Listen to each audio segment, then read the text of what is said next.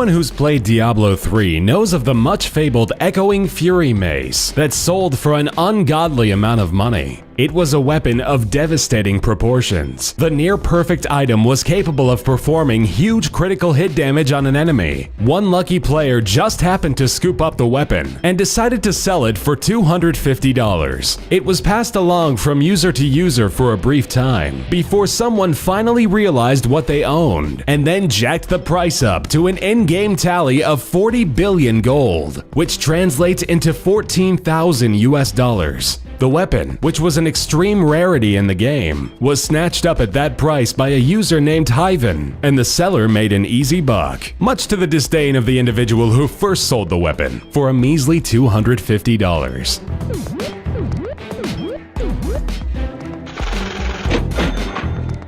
Age of Wulin was the most anticipated game in China in 2013. The free-to-play game revolved around the lore of medieval China and martial arts masters. Before its release, the company that created the game held an auction for players to bid on and purchase in-game weapons and armor. Prospective bidders jumped at the chance to grab exclusive items that would give them a head start over other players. Among those weapons was a sword purchased by a gamer for $16,000. The sword, which was the only one created for the game, was said to have incredible power, allowing the player to maneuver throughout the game with ease. Since many had already played a beta test version of the game's developer was confident that their auction would produce big money results, though they probably never imagined to make $16,000 off of a sword that doesn't really exist.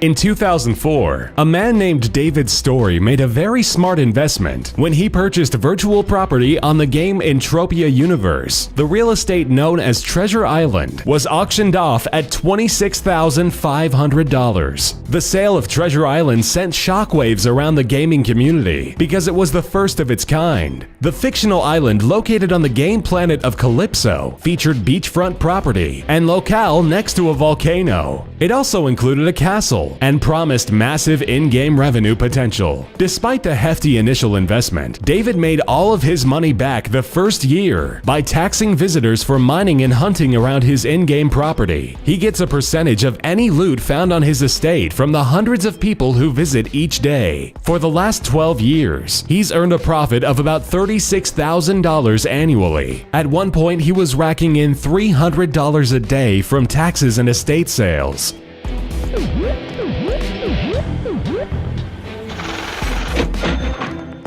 In 2013, a Dota 2 player sold an extremely rare animal sidekick courier for $38,000. The buyer quickly snagged an ethereal flame pink war dog because of its rarity and for bragging rights. Couriers travel alongside the player, collecting items to transport back to the team and vice versa. They have other special features, but that's pretty much the extent of their use. According to the buyer, the war dog is the most sought-after courier type. Ethereal flame is the most sought-after effect, and the shade of pink is very sought after. This combination makes it extremely rare and one of a kind. The pink glow effect comes from the earliest version of the game and cannot be duplicated today. This pink pal is only one of 4 ever to be owned in this hugely popular online game.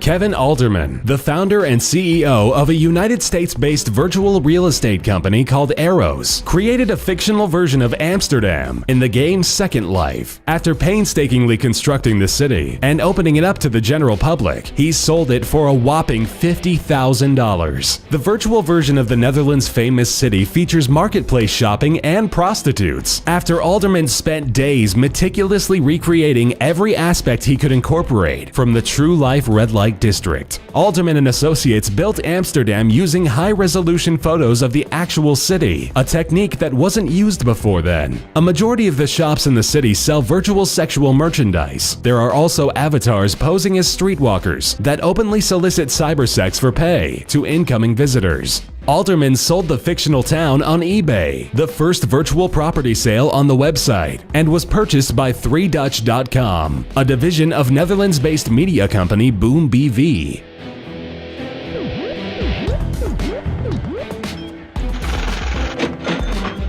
Considered a legendary item in Entropia universe, the green Aatrox Queen egg was purchased from John Never Die Jacobs in 2010 for $70,000. The egg's first appearance in the game came in 2006 with a disclaimer that it would eventually hatch something unseen by the game so far and would be entirely one of a kind. The egg was purchased by David Story, the same man who purchased Treasure Island years earlier, and it eventually hatched Phefox, a large blue dinosaur with immense power that planned to spread more of its kind all across the universe. Players then sought the challenge of infiltrating Phefox nests and analyzing residue to create a toxin to defeat the monster.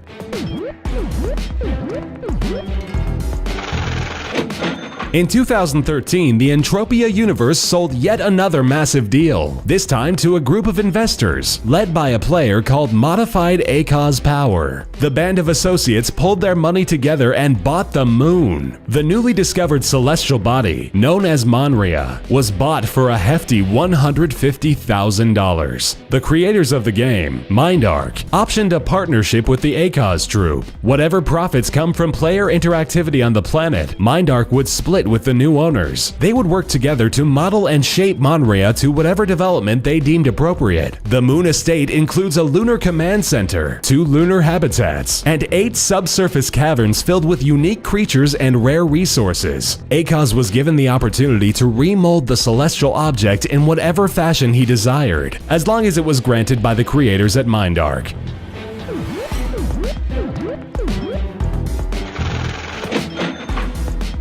The Crystal Palace Space Station is a fully functional, meticulously crafted bit of virtual engineering that was purchased by user Buzz Eric Lightyear. He paid a total of 3.3 million Project Entropia dollars for the spacecraft. That translates to 330,000 real-world dollars. The station, which orbits the game's infamous planet Calypso, was long sought after and grants the opportunity to open businesses from a piece of real estate that makes other players downright envious. The purchase may be strategic, as the owner stands to make money off the shop transactions. The virtual space station even has biodomes housing rare creatures that players love to hunt. The locale functions as a hotspot of activity, but even with its whopping price tag, it is still not the most expensive thing sold from the Entropia universe.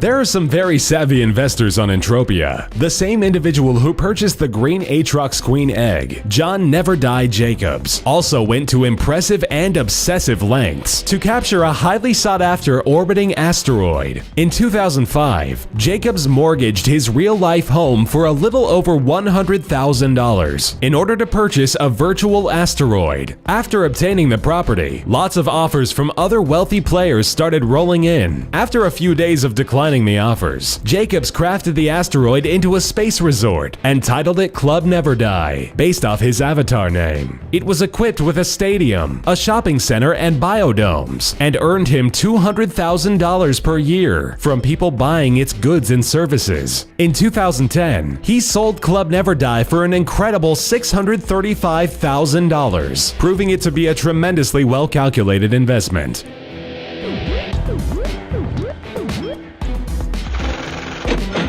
No virtual purchase comes close to matching the deal struck between SEE Virtual Worlds and Mindark, which saw Planet Calypso of the Entropia universe bought for the sensational amount of $6 million. Planet Calypso operates under the umbrella of Entropia universe and has over 950,000 registered accounts since coming online in 2003. This sale broke the world record for the most expensive virtual purchase ever. The deal also included the purchase of all assets of the First Planet Company, another subset branch of Mindark. This allowed SEE to have complete control over Planet Calypso and other worlds for Entropia, including Planet Michael, a virtual planet based on the works of Michael Jackson. SEE made the massive purchase in an effort to get a foot in the door regarding the MMO landscape. Although the partnership between Mindark and SEE was ultimately scrapped, the initial sale of the planet was confirmed by Guinness Book of World Records as the largest amount paid for an intangible in-game property ever.